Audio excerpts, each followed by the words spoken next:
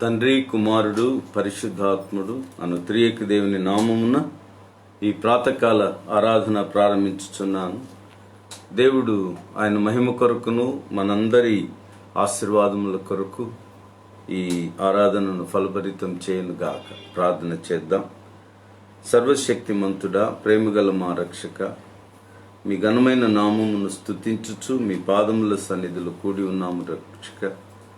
ఈ ఆరాధన మీ అధికారంలో జరిగించి ప్రభువా, ప్రతి విషయంలోనూ మీరు తోడుగా ఉండి మీ ఆశీర్వాదములు మాకు దయచేయండి. కూడి వచ్చిన ప్రతి కుటుంబాన్ని బట్టి స్తోత్రాలు ప్రభు. నాయన, ఈ లేఖన భాగం ధ్యానించుకొనొచ్చు ఉండగా మీ ఆశీర్వాదం ఇచ్చి పరిశుద్ధాత్మ నడుపుదల మాకు అనుగ్రహించి మీ సత్యములను మేము గ్రహించున్నట్లు కృప దయచేయండి. ఆరాధనాది నుండి అంతం వరకు మీ ఘనత కొరకు వాడుకొనుమని యేసుక్రీస్తు పుణ్యనామంలో బ్రతిమలాడి ప్రార్థిస్తున్నాము తండ్రి, ఆమేన్. అందరం కలిసి 624వ కీర్తన, దేవుండవైన ఆత్మరా నీవారికి ప్రీతిగా అనే కీర్తన పాడుకున్నాం. దేవుండవైన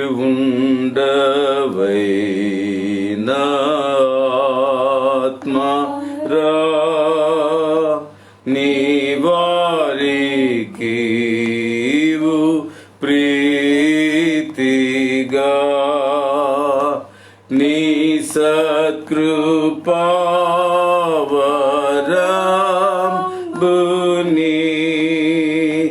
నీ ప్రేమకు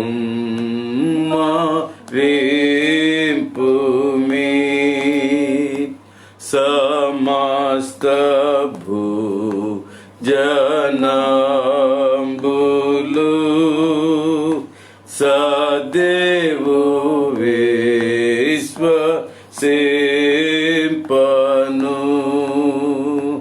నీ దివ్య వాక్య కాంతితో నిత్యంబు వారి వేర్తువు దేవా విశుద్ధ తేజమా జీవంపు వాక్య మేమయా మా తండ్రియంచు బేల్వను మా దేవు దేల్పి నేర్పుము. చివరి చరణం. జీవించి నంజచిన జీవాత్మ ముక్తి పొందగన్ మాకేముని బలంబును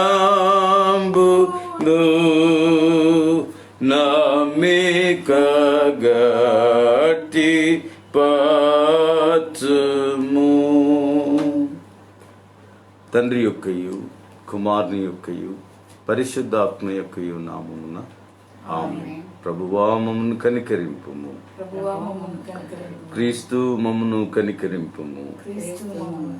ప్రభువా మమ్మను కనికరింపుము. అపోస్తలుల విశ్వాస ప్రమాణం ఒప్పుకుందాం. భూమి ఆకాశములను సృజించిన సర్వశక్తి గల తండ్రి అయిన దేవుని నమ్ముచున్నాను. ఆయన ఏక కుమారుడును మన ప్రభువైన యేసుక్రీస్తు నమ్ముచున్నాను. ఈయన పరిశుద్ధాత్మ వలన గర్భమున ధరింపబడి కన్యైన మరి పుట్టి పొంతి పిలాతు అధికారం క్రింద శ్రమపడి సిలువ వేయబడి చనిపోయి సమాధి చేయబడిననియు అదృశ్య లోకములోనికి దిగననియు చనిపోయిన వారిలో నుండి 3వ దినమున లేచి పరలోకమునకెక్కి సర్వశక్తి గల తండ్రి అయిన దేవుని కుడి చేతి వైపున కూర్చుండి ఉన్నాడనియు సజీవులకును మృతులకును తీర్పు చేయుటకు అక్కడ నుండి వచ్చునని నమ్ముచున్నాను. పరిశుద్ధాత్మ నమ్ముచున్నాను. పరిశుద్ధ క్రైస్తవ సంఘమగు పరిశుద్ధుల సహవాసమును పాపక్షమాపణయు శరీర పునరుద్ధానమును నిత్య జీవమును నవని నమ్ముచున్నాను.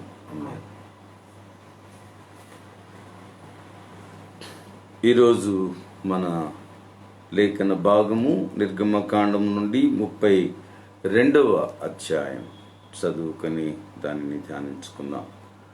మోషే కొండ దిగకుండా తడువు చేయుట ప్రజలు చూచినప్పుడు ఆ ప్రజలు అహరోను నద్దకు కూడి వచ్చి, లెమ్ము, మా ముందర నడుచుటకు ఒక దేవతను మా కొరకు చేయుము. ఐగుప్తులో నుండి మమ్మను రప్పించిన ఆ మోషే అనువాడు ఏమాయనో మాకు తెలియదని అతనితో చెప్పిరి.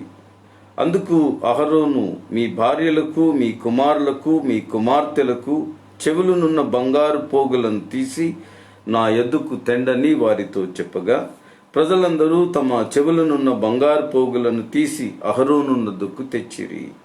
అతడు వారి యొద్ద వాటిని తీసుకుని పోగరతో రూపమును ఏర్పరిచి దానిని పోతపోసిన దూడగా చేశాను. అప్పుడు వారు, ఓ ఇశ్రాయేలు, ఐగుప్తు దేశంలో నుండి నిన్ను రప్పించిన నీ దేవుడు ఇదే అనిది. అహరోను అది చూచి దాని ఎదుట ఒక బలిపీఠము కట్టించెను. మరియు అహరోను రేపు యెహోవాకు పండుగ జరుగునని చాటింపగా, మరునాడు వారు ఉదయమున లేచి దహన బలులను సమాధాన బలులను అర్పించిరి.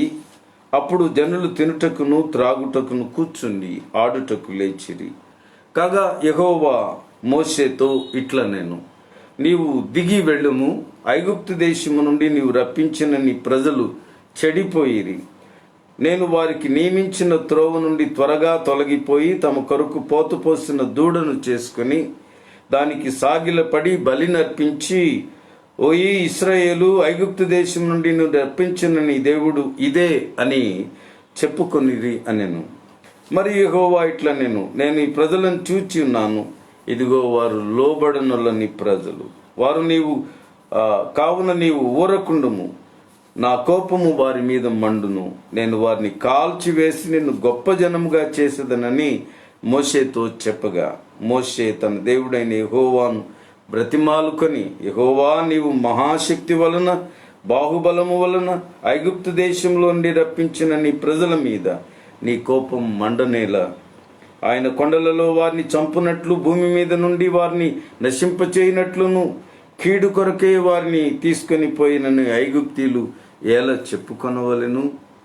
నీ కోపాగ్ని నుండి మళ్ళుకొని నీవు నీ ప్రజలకు ఈ కీడు చేయక దాని గూర్చి సంతాపపడము. నీ సేవకులైన అబ్రాహామును, ఇస్సాకును, ఇశ్రాయేలు జ్ఞాపకం చేసుకొనుము. నీవు వారితో ఆకాశ నక్షత్రముల వలె మీ సంతానం అభివృద్ధి చేసి నేను చెప్పిన ఈ సమస్త భూమిని మీ సంతానమునకు ఇచ్చేదననియు, వారు నిరంతరం దానికి హక్కుదారులగుదరనియు వారితో నీ తోడని ప్రమాణం చేసి చెప్పితివాను.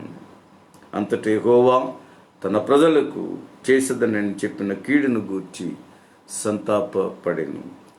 మోషే శాసనములు గల 2 పలకలను చేత పట్టుకొని కొండ దిగి వచ్చాను. ఆ పలకలు ఇరుప్రక్కలను వ్రాయబడినవి. అవి ఈ ప్రక్కను ఆ ప్రక్కను వ్రాయబడి ఉండెను. ఆ పలకలు దేవుడు చేసినవి. ఆ పలకల మీద చెక్కబడిన వ్రాత దేవుని వ్రాత.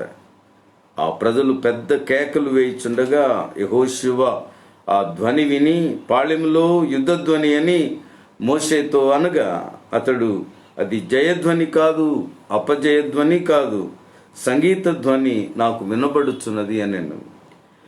అతడు పాళెమునకు సమీపింపగా ఆ దూడను వారు నాట్యమాడుటను చూచెను. అందుకు మోషే కోపము మండెను.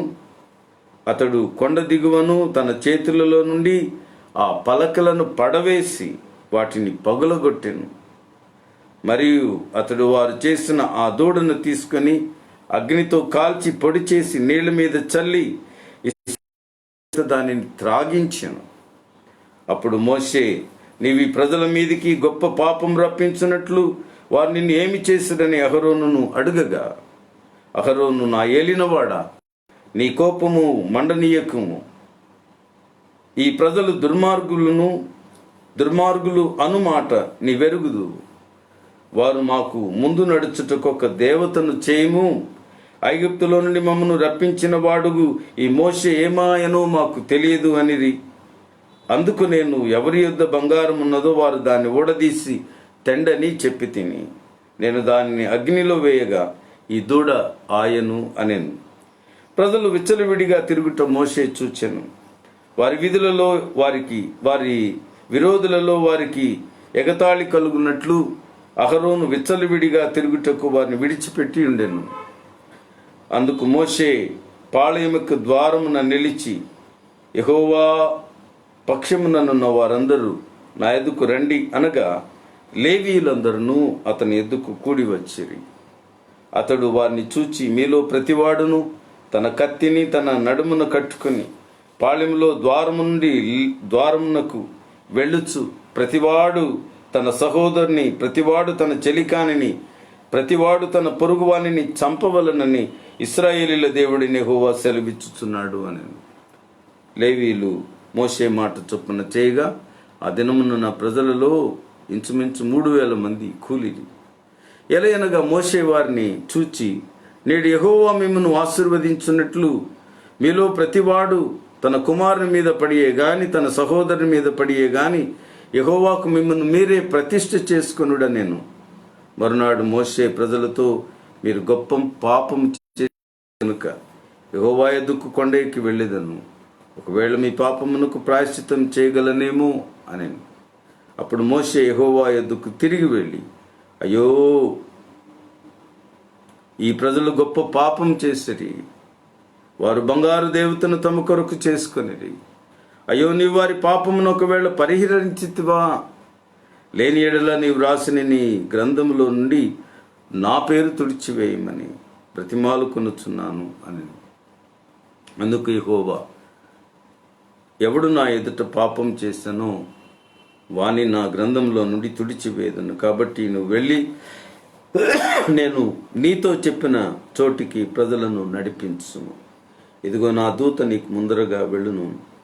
నేను వచ్చు దినమున వారి పాపమును వారి మీదకి రప్పించేదనని మోషేతో చెప్పాను.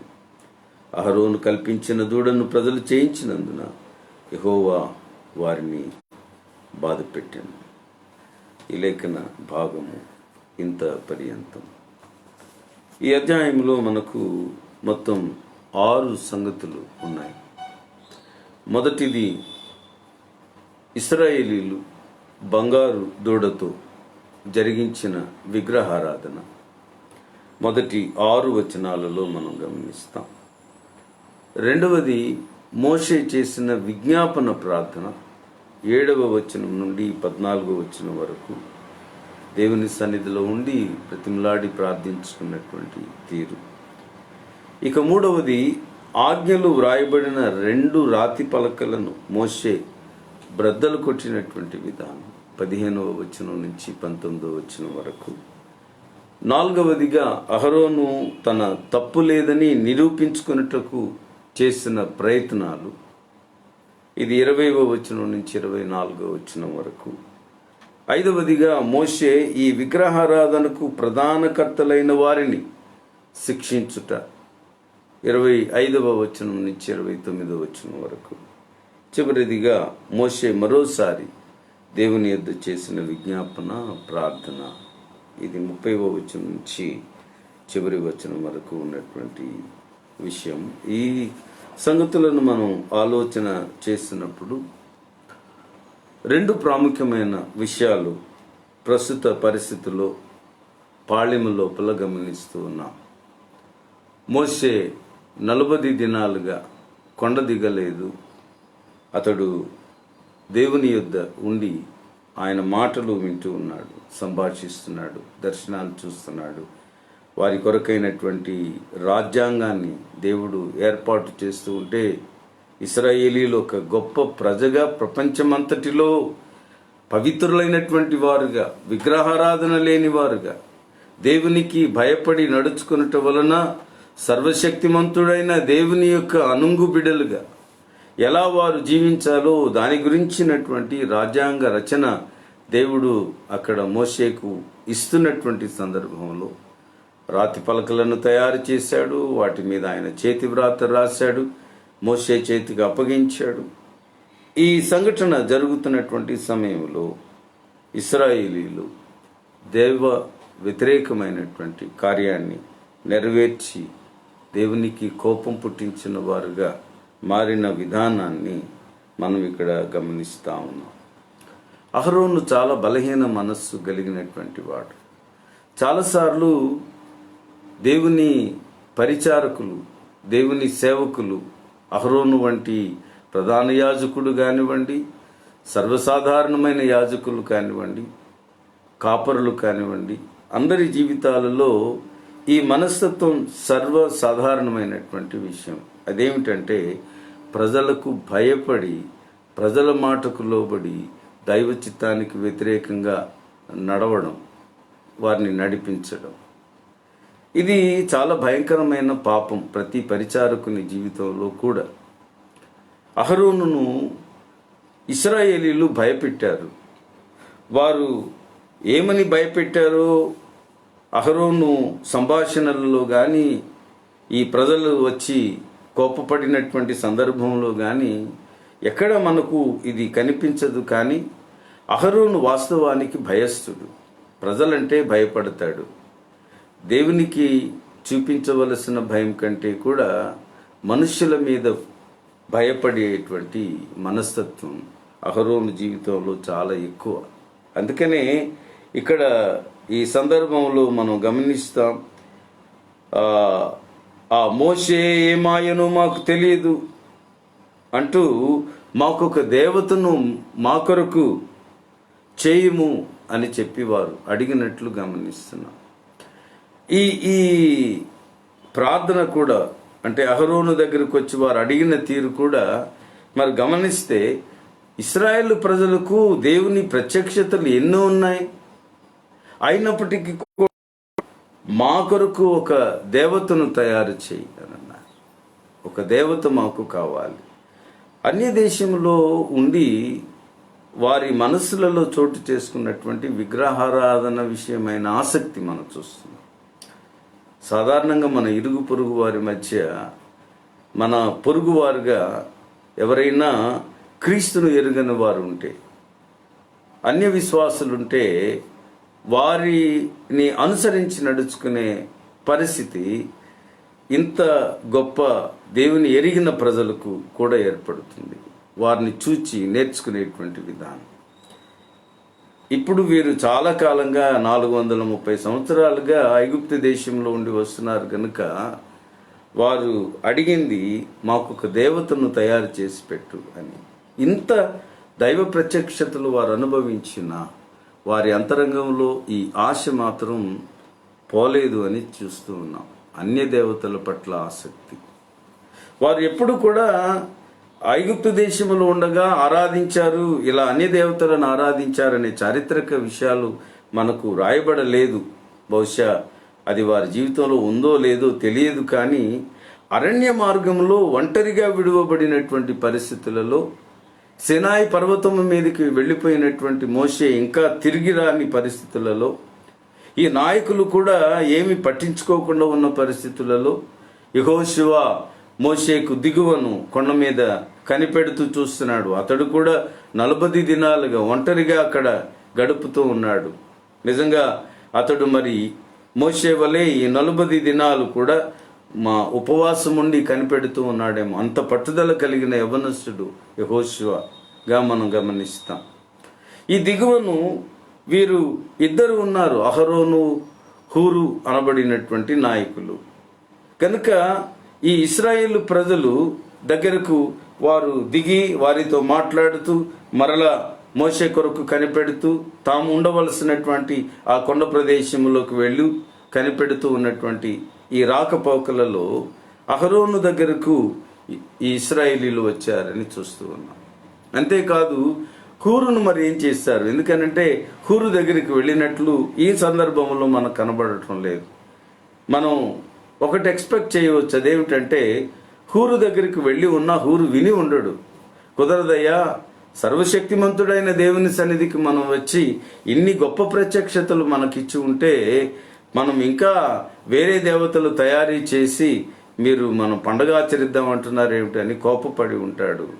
ఆ ధైర్యం అహరోను చేయలేకపోయాడు అని మనం గమనిస్తా ఉన్నాం. అందుచేత అహరోను వారికి ఒక సూచన ఇచ్చాడు, మీ దగ్గర ఉన్న బంగారు పోగులను తీసుకుని రండి అన్నాడు. ఆ విధంగా అతడు అబద్ధం చెప్పాడు. మోషే వచ్చి అడిగినప్పుడు దానిని అగ్నిలో వేయగా అదొక దూడలా బయటకు వచ్చిందని చెప్పాడు.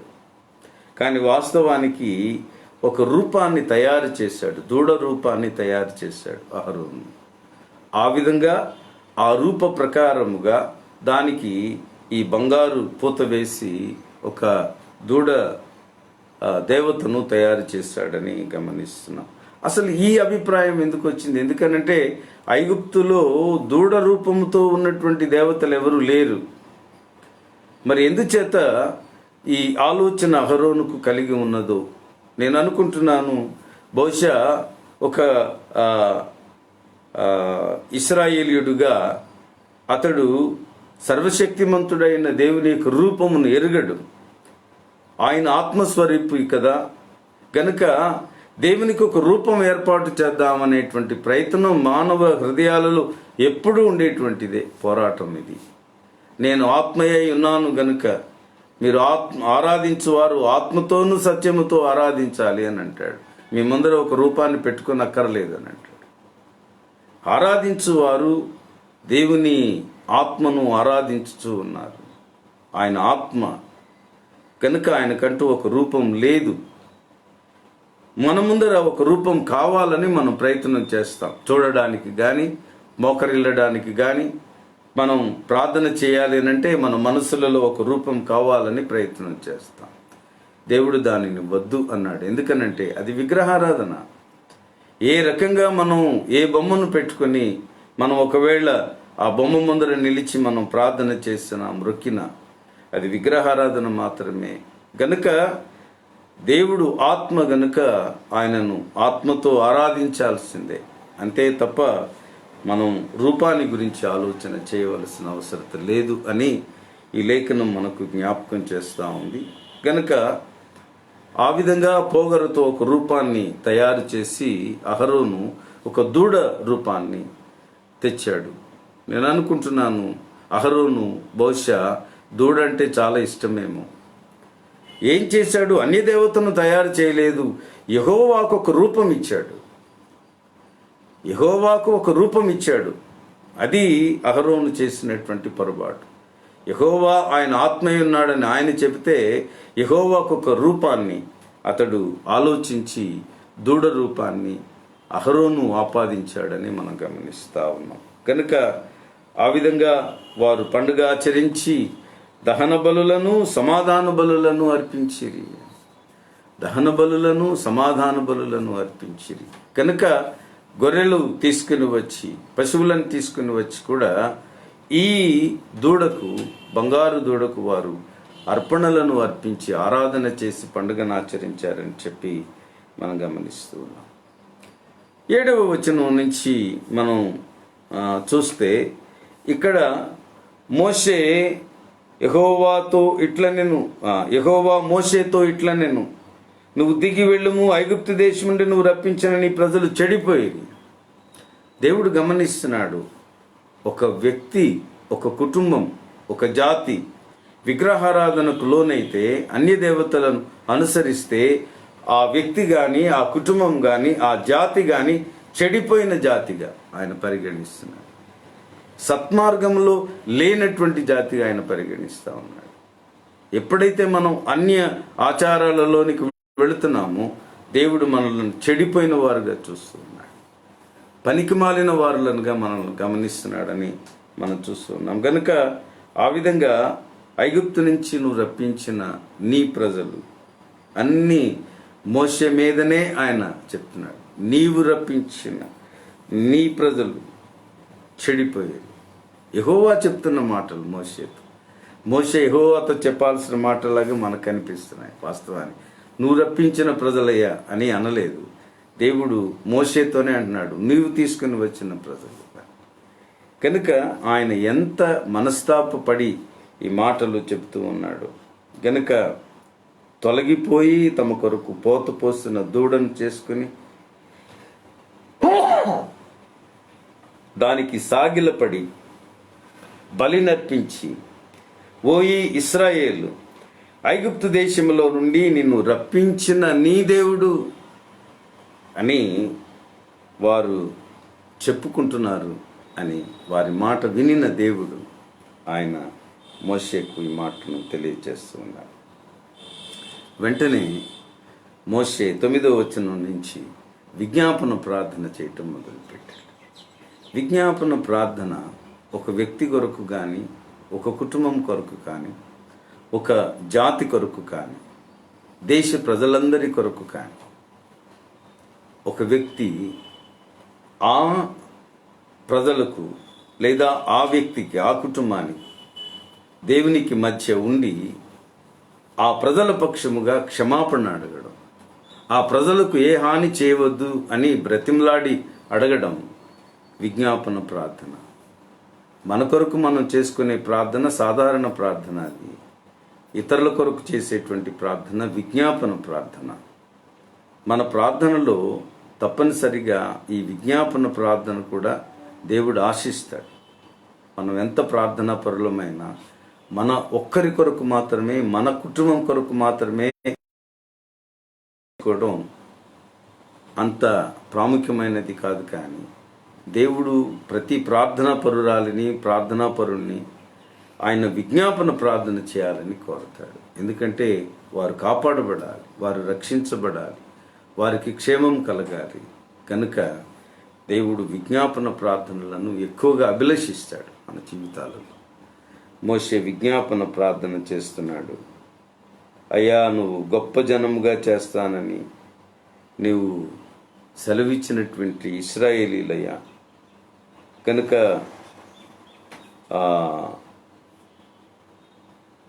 ఈ ప్రజలను దేవుడు అంటున్నాడు, యెహోవా ఈ ప్రజలను నేను చూచి ఉన్నాను, వారు లోబడనొల్లని ప్రజలు, కావున నీవు ఊరకుండము, నా కోపం వారి మీద మండును అంటూ మోషేతో అంటున్నాడు. నిన్ను గొప్ప ప్రజగా చేస్తాను, నీ పిల్లల్ని నేను ఆశీర్వదిస్తాను, వీళ్ళందరినీ కూడా సమూల నాశనం చేసేస్తానని దేవుడు కోపపడుతున్నటువంటి సమయంలో మోషే అడ్డుపడి యెహోవాను బ్రతిమలాడుకొని అట్టి కార్యం చేయవద్దని యెహోవా యుద్ధ మనవి చేసిన విజ్ఞాపన మనం ఇక్కడ గమనిస్తున్నాం. మీరు మోసే మాటలు మీరు చూడండి, ఎంత అద్భుతంగా వాడతాడో. నీవు వారితో ఆకాశ నక్షత్రం వలె మీ సంతానం అభివృద్ధి పరుస్తానని చెప్పావు కదయ్యా, ఇప్పుడు మాట తప్పి వారిని నాశనం చేస్తావా? నువ్వు అబ్రహామును, ఇస్సాకును, యాకోబును, ఇశ్రాయేలును నువ్వు ఆశీర్వదించి కదా ఈ ప్రజలను ఏర్పాటు చేసుకున్నావు. ఆ ఎన్నికను మరచిపోతావా? కనుక నేను నిన్ను కాపాడుతానని వారితోనూ ప్రమాణం చేశావు కదా, అందుచేత ఆ ప్రజలను కాపాడమని చెప్పి ప్రార్థిస్తున్నటువంటి సమయంలో ఓ మంచి మాట 14వ వచనం చూస్తాం. యెహోవా తన ప్రజలకు చేసేదనని చెప్పిన కీడును గూర్చి సంతాపపడెను. మోషే విజ్ఞాపన ప్రార్థన యెహోవా హృదయాన్ని, ఆ కఠినత్వాన్ని దూరపరిచి ఆయన తాను వారికి చేస్తానన్న కీడును బట్టి సంతాపపడే ప్రార్థనగా, జయకరమైన ప్రార్థనగా మలచబడిందని మోషే విజ్ఞాపన ప్రార్థనను మనం గమనిస్తున్నాం. 15వ వచనం నుంచి మనం చూస్తే రాతి పలకలు పట్టుకుని దిగుతున్నాడు. ఆ రాతి పలకలు దేవుని చేసినవి, పలకల మీద చెక్కబడిన వ్రాత దేవుని చేవ్రాత, ఇవన్నీ కూడా విశేష సంగతులుగా గ్రంథకర్త వ్రాస్తూ ప్రజల దగ్గరికి దిగి వస్తున్నాడు. యెహోషువ కలుసుకున్నాడు ఇక్కడ 17వ వచనంలో. కనుక మోషేని ఎదుర్కొని వెళ్ళి కలుపుకొని కొండ దిగుతున్నటువంటి సందర్భంలో వాళ్ళ కేకలు వింటున్నారు. ప్రజలు కనబడటం లేదు, కానీ వారి ఆర్భాట కేకలు, పండుగ ఆచరిస్తున్నటువంటి అరుపులు, పాటలు వినబడుతూ ఉన్నాయి. గనుక అది జయధ్వని అనుకున్నారు. యెహోషువ అంటాడు, బహుశా ఇది యుద్ధమాడి ప్రజలు జయం పొందారు గనుక వారు జయధ్వని చేస్తున్నారు అని అంటే, మోషే అంటున్నాడు, అది జయధ్వని కాదు, అపజయధ్వని కాదు, సంగీత ధ్వని నాకు వినబడుతున్నది అని. సాధారణంగా సంగీతం వాయించేది ఎప్పుడు అని అంటే, జయధ్వని చేసేటప్పుడు, జయాలలో, యుద్ధాలలో జయం పొందినప్పుడు, ప్రాముఖ్యంగా ఆరాధన జరిగినప్పుడు, దేవుని స్తుతించేటప్పుడు అధిక వాయిద్యాలు వాయిస్తూ ఉంటారు. కనుక వాయిద్య ధ్వని, పాటల ధ్వని వినబడుతూ ఉంటే అంటున్నాడు, ఇది జయధ్వని కాదు, యుద్ధంతో పోరాడి గెలిచినటువంటి ధ్వని కాదు, కానీ ఆ సంగీత ధ్వని వినబడుతుంది గనుక అతడు పాళెమునకు సమీపింపగా ఆ దూడను వారు నాటిమాడుటను చూచాను. సో కొండ దిగుతున్న సమయంలో మోషే ఆ దూడను వారు సంగీతం చేస్తూ, వారు ఆర్భాటం చేస్తూ పండుగ ఆచరిస్తున్న విధానాన్ని గమనించాడని మనం ఈ సంగతులు వ్రాయబడి ఉన్నాయి. వారు వెంటనే మోషే చాలా కోపం తెచ్చుకున్నాడు. అతడు కొండ దిగుతూ ఆ చేతిలో ఉన్న రాతి పలకలను పగలగొట్టాడు, విసిరేశాడు. విసిరి అతడు వెంటనే వెళ్ళి దూడను తీసుకుని అగ్నితో కాల్చి పొడి చేసి నీళ్ల మీద చల్లి ఆ విధంగా ఇశ్రాయేలీల చేత వాటిని త్రాగించాడు. నీటిని, ఆ విగ్రహం పొడిని ఇశ్రాయేలీల చేత త్రాగించి తన కోపాన్ని తీర్చుకున్నాడని మనం గమనిస్తాం. అప్పుడు మోషేను ఈ ప్రజల మీదకి గొప్ప పాపం రప్పించినట్లు వారిని నేమి చేశారని అహరోనును అడుగగా అహరోను అన్నాడు, నా ఎల్లవాడా, నీ కోపం నా మీద మండనివ్వకు. ఈ ప్రజలు దుర్మార్గులు కదా, దాన్ని నువ్వు ఎరుగుదువు. వారు మాకు ముందు నడుచుటొక్కొక్క మమ్మను రప్పించిన వాడు మోషే ఏమాయను మాకు తెలియదు అనిది. అందుచేత నేను దానిని అగ్నిలో వేయగా దూడైపోయింది అన్నాను. కనుక ఆ విధంగా అబద్ధం ఆడిన అహరోను మనం గమనిస్తున్నాం. అప్పుడు ఇశ్రాయేలీల మధ్య ఒక సవాలు ఉంచాడు. ఏమిటి అనంటే, యెహోవా పక్షముగా ఉన్నవారెవరో మీరు వేరుగా రండి అని చెప్పి వారిని పిలిచినప్పుడు లేవీయులు మాత్రమే వచ్చారు అని 27వ వచనంలో ఉంది. కనుక వారి ద్వారా ఎవరైతే విగ్రహారాధనలో పాలు పంపులు పొందారో దరిదాపు 3,000 మందిని సంహరించినటువంటి కోపం తెచ్చుకున్న మోషేను మనం గమనిస్తా ఉన్నాం. ఆ విధంగా యెహోవా పేరిట మోషే కోపం తెచ్చుకొని ఈ గొప్ప వధ జరిగిన సందర్భాన్ని కూడా మనం గమనిస్తున్నాం. మర్నాడు మోషే ప్రజలతో, మీరు గొప్ప పాపం చేసేది గనుక మిగిలి ఉన్న ప్రజలతో యెహోవా ఎదుకు కొండ ఎక్కి వెళ్ళేదను, ఒకవేళ మీ పాపమునకు ప్రాయశ్చిత్తం చేయగలనేమో అని. గనుక మరలా నేను కొండ ఎక్కి దేవుని సన్నిధికి వెళుతాను అని మిగిలిన ప్రజలతో, ఇశ్రాయేలీలతో మాట్లాడి అప్పుడు మోషే యెహోవా ఎదుకు తిరిగి వెళ్ళాను. అక్కడ మరలా దేవుని సన్నిధిలో ప్రార్థించినటువంటి మోషేను మనం గమనిస్తూ ఉన్నాం. అందుకు అతడు చేసిన ప్రార్థన ఏమిటంటే, అయా ఇశ్రాయేలీల పక్షంగా నన్ను నాశనం చేయి, నా కుటుంబాన్ని నాశనం చేయి, వారిని మాత్రం క్షమించమని, విడిచిపెట్టమని ఆయన ప్రార్థన చేసినప్పుడు యెహోవా చెప్పాడు. యెహోవా ఈ మాట సెలవీయటం మనం గమనిస్తాం. ఎవడు నా ఎదుట పాపము చేశానో వానిని నా గ్రంథంలో నుంచి నేను తొలగిస్తాను.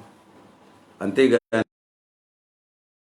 చెప్పి ఎవరు పాపం చేశారో వారిని నేను దృష్టించి నా గ్రంథంలో నుంచి, జీవ గ్రంథంలో నుంచి వారిని తొలగించేదను అని చెప్పి ఆయన ఒక ఖచ్చితమైన నిర్ణయాన్ని తీసుకున్నట్లు గమనిస్తాం. కనుక ఎవరు అహరోను దగ్గరకు వచ్చారు, ఏ కుటుంబాలు అహరోనును ప్రేరేపించాయో, ఏ కుటుంబాలు ఇశ్రాయేలీలలో ఈ విగ్రహారాధన కొరకు వారందరినీ పురికొల్పి పండుగను ఆచరించడానికి ఎవరెవరు ప్రాముఖ్యమైన కారకులయ్యారో వారిని ఆయన మరచిపోని దేవుడు, ఖచ్చితంగా వారిని శిక్ష విధించే దేవుడుగా ఆయన ఉన్నాడు అని కూడా ఈ లేఖనంలో మనం చూస్తున్నాం.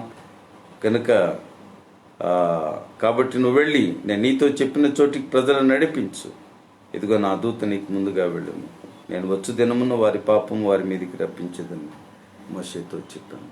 కనుక మోషే ఆ విధంగా తిరిగి వెళ్ళి ఇశ్రాయేలీలను సినాయి పర్వతము నుంచి మరల వారిని కదల్చి ఐగుప్తు దేశము నుండి కనాను దేశం వైపుగా నడిపించడానికి ప్రయత్నం మొదలు పెట్టమని చెప్పి మోషేను ఆయన కోరుకున్నట్టు గమనిస్తాం. అహరోను కల్పించిన దూడను ప్రజలు చేయించినందున యెహోవా వారిని బాధ పెట్టాను. ఏ విధంగా ఆయన బాధ పెట్టాడో మనకు తెలియదు. బహుశా మానసికంగా కృంగిపోయారో, శారీరకమైన బలహీనతలు ఏమైనా వచ్చాయో, వారికి ఏదైనా అనారోగ్యం కలిగినదో ఇవేవి మనకు తెలియదు. ఆ ప్రయాణంలో కూడా వారికి బహు అలసట కలిగించి తమ ప్రాణముల మీద విసుగుదల ఏర్పడిన పరిస్థితులు ఏమైనా వచ్చాయో మనకేమీ వివరణ లేదు. కానీ దేవుడు వారి మీద తన కోపాన్ని చూపించారని చెప్పి మనం గమనిస్తున్నాం. ప్రియులరా, మనవి చేస్తున్నాను, దేవుని బిడ్డలంగా మనం ఆయనకు వ్యతిరేకంగా చేసే ఏ విషయమైనా అది ఆయన కోపం. అన్నిటికంటే అధికంగా విగ్రహారాధన ఆయనకు బహుగా కోపము పుట్టించేటువంటి పని. ఈ దినాలలో మనం అధిక భాగం విగ్రహారాధనకు సంబంధించినటువంటి ఆచారాలు చేస్తున్నాం. మన విశ్వాస ప్రయాణంలో వాటిని మనం పట్టించుకొని రోజులను లెక్కించుకుంటూ, శుభముహూర్తాలు లెక్కించుకుంటూ మనం కొన్ని పనులు మనం జరిగిస్తున్నాం. దేవునికి ఇష్టం కానివి మన జీవితాలకు క్షేమకరం కాదు. దేవుడు వాటిని బట్టి మనలను బాధించేటువంటి పరిస్థితి ఏర్పడుతుంది. అది గమనించుకొని దేవుని బిడ్డలుగా జీవించు, ఆయన చిత్తానికి అనుకూలంగా నడుచుకుంటూ ఆయనను సంతోషపరచువారముగా ఉండుటకు పరిశుద్ధాత్మ మనలను ఆశీర్వదించునుగా. ప్రార్థన చేద్దాం. కృపగలిగిన తండ్రి, మీరు ఇచ్చిన వాక్యం కొరకు వందనాలు. అయా, దిన ప్రయాణంలో మీ ఆశీర్వాదాలు మాకు దయచేయండి. నిజంగా మా జీవితాలలో అనేక సార్లు ఈ ఆలస్యాలు జరిగినప్పుడు, మా జీవితాలలో మేము ప్రార్థించుతున్న మా ప్రార్థనలకు జవాబు ఆలస్యమైనప్పుడు, మా నిరీక్షణ బలహీనపడినప్పుడు వెంటనే మేము లోకస్తులను గమనిస్తూ అన్య విశ్వాసాల వైపు ప్రయాణించే ప్రమాదకరమైన పరిస్థితిని తెచ్చుకుంటున్నాం ప్రభు. అన్య ఆచారాలను మా శరీరాల మీద ఉంచుకొనడానికి, మా మనస్సులలో ఉంచుకోవడానికి, మా ఆత్మ సంబంధమైన జీవితాలలో అన్య ఆచారాలను ఏర్పరచుకొని మేము మీ పరిశుద్ధ మార్గం నుంచి వైదొలగడానికి ఎంతో ప్రేరేపించబడుతున్నాం. ఎన్నో కుటుంబాలు ఆ విధంగా అన్య ఆచారాల బంధకాలలో ఉన్నాయి ప్రభు. వాటన్నిటినీ విడుదల చేయండి. వారి పితరుల విశ్వాసాన్ని బట్టి అట్టి కుటుంబాలను నాయనా పాపభూయిష్టమైన ఈ విపరీత బంధకాల నుండి విడుదల చేయమని ప్రార్థన చేస్తున్నాం. సహాయం చేయండి ప్రభు.